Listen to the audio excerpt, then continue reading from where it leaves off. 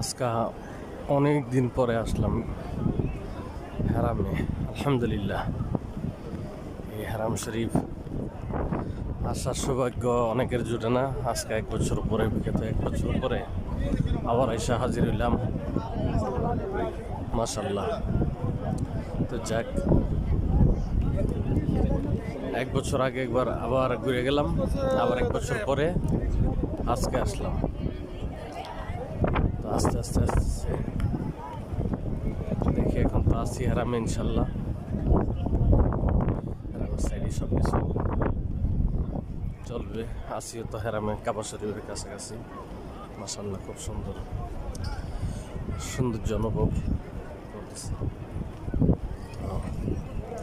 দেখার মতো দৃশ্য হারামের।